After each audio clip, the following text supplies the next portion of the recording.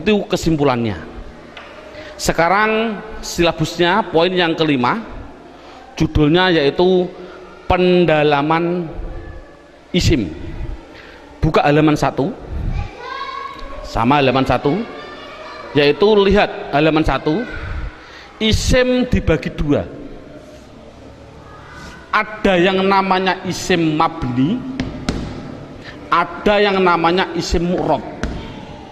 Sekali lagi, isim mabni dan isim mu'rab dibagi dulu. Apa yang namanya isim mabni? Dalam buku halaman 2 ada. Mabni itu adalah, mabni itu apa? Mabni adalah harokat belakang, harokat belakang itu tetap. Saya tulis tetap. Itulah namanya mabni. Jadi mabni itu apa? Mabni harokat belakang tetap. Mu'rab itu apa? Mu'rab yaitu harokat belakang berubah-ubah. Harokat belakang berubah-ubah. Jadi itu kesimpulannya. Jadi isim harus dibagi 2, isim mabni dan isim mu'rab. Isim mabni belakangnya tetap, isim mu'rab belakangnya berubah-ubah. Isim mabni sekarang diperinci satu persatu. Dalam silabus ada isim mabni, yaitu satu namanya isim domir. Saya tulis satu namanya isim domir. Tolong dalam hal ini anak tidak usah diperdalami. Yang namanya pada waktu pengalaman saya dulu kecil, Pak Guru bilang domir itu ada 2, seperti contoh seperti ini. Domir ada 2, domir baris dan domir mustatir. Baris muttasil ada 2, baris munfasil ada 2, muttasil ada 4, dan domir mustatir ada yang jawas dan ada yang wujub. Ini enggak, dulu saya suruh menghafalkan ini domir saja itu mungkin 1 bulan. Lah menurut saya kita ambil yang pokok dulu. Dengan metode ini adalah metode saya bilang domir yang berupa domir baris munfasil rufa, yaitu pendalamannya dalam buku. Lihat halaman buku yaitu dilihat halaman 4. Halaman 4 dilihat judulnya isim domir. Di situ saya tulis yaitu lafal huwa, huma, hum, ya, huma, hunna, anta, antuma, antum, anti, antuma, antunna. Yang terakhir ana, nahnu. Jadi jumlahnya 14. 1, 2, 3, 6, 9, 12, 14, 13, 14. Jadi jumlahnya saya bilang isim domir adalah jumlahnya 14. Contohnya huwa, mahum. Yang namanya domir itu adalah kata ganti. Dalam buku huwa itu kata ganti dari siapa? Kata ganti dari dia. Dia siapa? Dia laki-laki 1. Ini yang namanya goib. Jadi kesimpulannya huma kata ganti dari siapa? Dia laki-laki 2 yang goib. Hum kata ganti dari apa? Mereka atau mereka. Siapa mereka? Laki-laki 3 ke atas yang goib. Jadi kesimpulannya ini adalah namanya laki-laki. Ini berarti 1, 2, 3 ke atas ini perempuan. Tapi ini adalah semuanya adalah goib. Sekali lagi ini adalah goib. Berarti dia perempuan 1 goibah atau goib, goibah.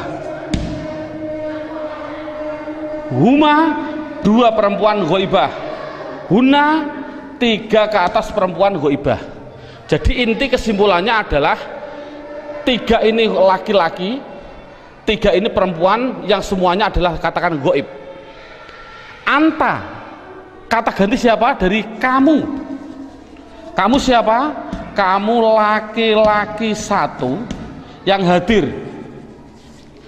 Saya simpulkan intinya ini adalah laki-laki yang anti antuma antuna, saya simpulkan perempuan, namun dua-duanya ini namanya hadir.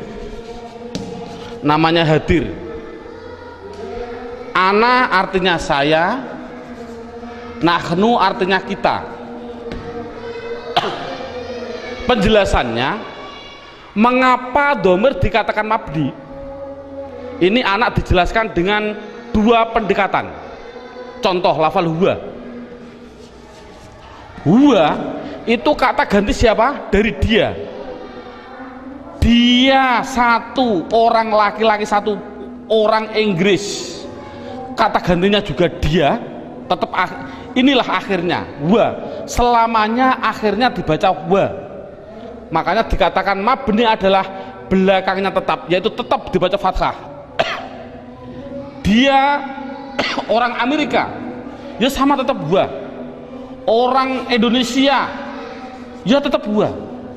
Jangan mentang-mentang orang Indonesianya orang pendek-pendek terus dibilang wi. Kalau orang Arab atau orangnya tinggi-tinggi wu, ndak boleh. Kesimpulannya adalah selamanya pasti akhirnya tetap berupa yang namanya wa. Itu pendekatan secara logika. Pendekatan secara nahwiyah walaupun salah, karena walaupun salah, contoh huwa dia dibaca rofa ya tetap huwa. Dia karena isim kan dibaca nasab ya tetap huwa, dibaca jar ya tetap huwa. Sekali lagi untuk seorang guru, cara menerangkan seperti ini walaupun salah, kan tidak mungkin huwa itu adalah dhamir rofa, kok bisa nasab.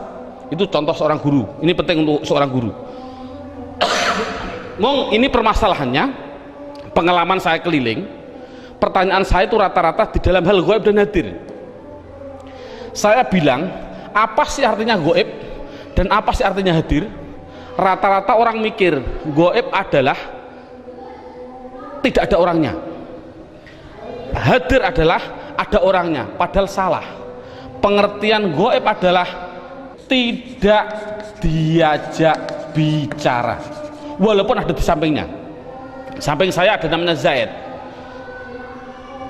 Ada orang tanya, Pak Zaid mau ke Semarang kok, bilang pada saya, padahal di samping saya ada Zaid.